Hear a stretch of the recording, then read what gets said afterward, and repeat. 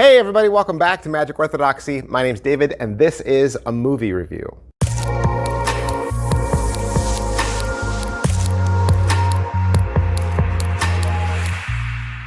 What? A movie? Yes.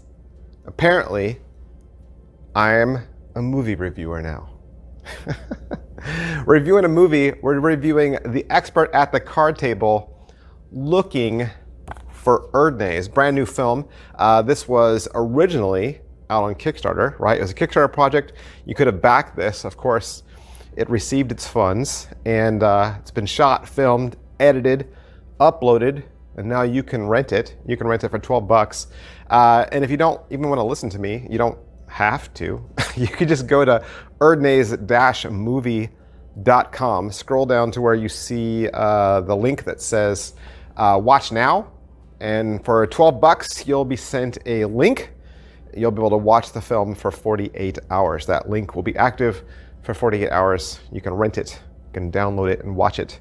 Yeah, have some fun. But of course, the movie is about this book, The Expert at the Card Table from S.W. Erdnase. Now this is the smallest one I have. I think three or four. I have 3 or 4 copies of Expert at the Card Table. Done reviews for all of those as well. So hopefully you are already familiar with the book. But alongside the book, there is also the mystery of who is this, right? Who is S.W. Erdnase? Because technically, Erdnase isn't a name. There's no other Erdnases in the world, right? So this is obviously some sort of pseudonym, because to put this book out would have been controversial. You know, we talk and have these conversations now, today, about what is exposure and getting the secrets of magic out there in the public. And right now, there's a lot of fire around YouTube and people exposing magic on YouTube, right? But you got to think that when this book came out, this book was the pinnacle of exposure. Okay? And it's ironic that now we would say, oh, you learned magic from YouTube, you should have learned magic from Erdnase, right? And we say that this is where the teaching should come from, that this is the Bible of card magic, right? But yet when this came out, think about this. This is the person who took secrets that probably were not his, and he put them in print and made them available to the world, right? Made secrets available to the world, hid his face from the screen, right? Didn't put his own name on there at all, and didn't credit anybody. The ultimate magic faux pas, did not credit any other magicians, right? And exposed magic's secrets. So he would have been under a lot of fire had he put out his real name, right? Probably been accused of exposure and called a bunch of nasty names. And now we refer to this book of exposure as the Bible of card magic.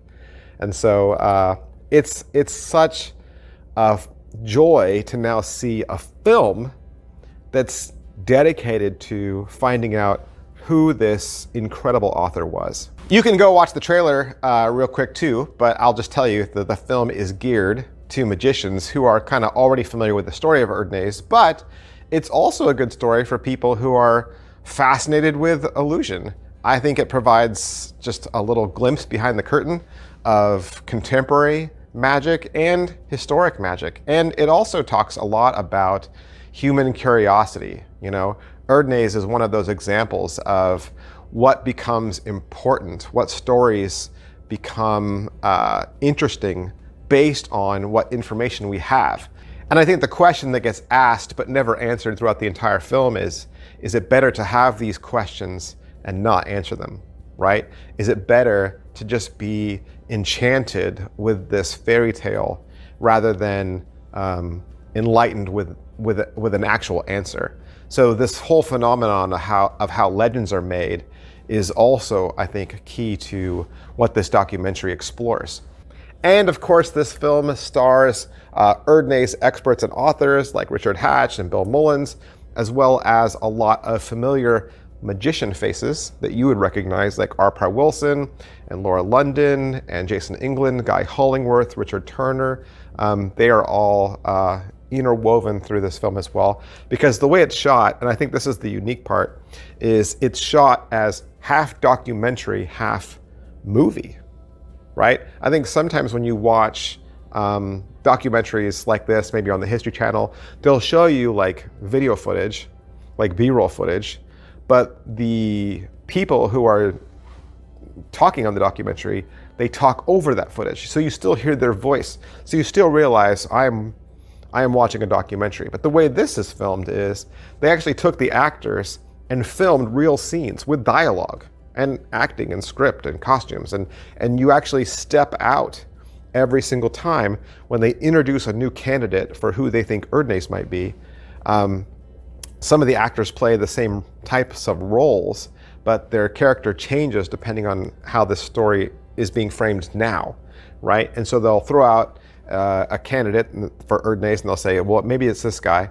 And then you'll actually be taken away to a film, right, to a movie that looks like that setting with those characters. And then it'll cut back. Then it'll cut back to the documentary side, where you'll listen to the experts and the magicians talk about their pros and cons for every character. Because at the end of the day, they're not actually going to point to one character. They're not going to say, and this is who we're putting all of our money on. They're not going to do that for you. You're not going to walk away going, well, now I know who Erdnase is, right? They don't answer that question for you. And I'm not going to spoil the movie by telling you who their candidates are. You know, this isn't just a magic review like I've done in the past. This is a movie review that I would want you to watch. So I'm not going to spoil the film by giving away certain things. So I will say that one of their candidates is a murderer, one of their candidates is a railway worker,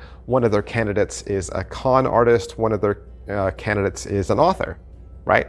And so each time they cut away to the film portion, the character who plays Erdnase is always the same guy, because we have a little bit of a description of perhaps what Erdnase would have looked like from the illustrator of the book. The illustrator of the book actually met him, obviously, and could recall a little bit about what Erdnase looked like. And interestingly enough, I think one of the cool things of this film is the guy who plays Erdnase is a gentleman by the name of Florian Bayer. And he's not only a German actor, but he's also a magician. So he goes by the stage name Jan Euro, and you can find him at jan-euro.com. And he is also the European champion of mental magic from 2021. So it was really neat to see an actor portray a magician, and he was also a magician in real life. So some of the stuff that he does with cards and magic, he's really doing. So he definitely comes to the table as a person who is not only capable to act, but also capable to play a magician convincingly. So, you know, that was such a great touch. Positives. All right, so what are the positives for me? I think the question of who is Erdnase, right, has always been one of magic's fun questions. And this film takes the viewer on a wonderful journey back in time to explore that question to its fullest. Like I said, great for magicians, people who already know the Erdnase story, or the person sitting next to you who doesn't know as much, but who wants to enjoy an evening with you and be taken a little bit into your world. I think there's definitely enough in the film that is captivating to watch and interesting to watch for everyone. So it is a fun documentary. Negatives. All right, so what are the negatives? I really didn't have that many negatives. I think the only negatives for me really was, number one, I was having so much fun watching the film. It just ended too fast. Like it was just over. And I was like, oh, so I think it's only like an hour 20, hour 24, somewhere in there. So not much longer than an hour. And not as long as maybe a feature film. So I think I would have liked more. I don't know. I would have liked some more. The only other negative for me was the deck of cards that they use at the beginning and end of the film. So they have Erdnase sitting there shuffling, at the beginning of the film and at the end of the film, and he's using bicycle rider backs. He's using red 808s, and they look brand new, right? Like they just came off the shelf at Walmart, and I'm like, why are they using those cards? Because throughout the entire film, he's using one of the classic Erdnase decks, the recreation decks that I've done reviews for as well. And that was great. So I wish they had used one of those decks at the beginning and end. So the footage they used at the beginning and end probably was a different, I don't know if it was a different magician or a different person, but it's just the wrong deck of cards. So it kind of took me out of the film. I was like, what? Why is he using bicycles? But that's just something a magician would see and notice. So that's everything I can say about the expert at the card table looking for Erdnase. And like I said, you can just go right there, right? Go right there to erdnase-movie.com. $12, $12, rent it, movie night. You can have a lot of fun. Big, huge thanks to the producers, directors, everyone down at the film for allowing me to have the link so that I could watch the movie and review it for you. And that's where you should go. That's where you should go. Thanks, guys. I'll see you next time. Bye.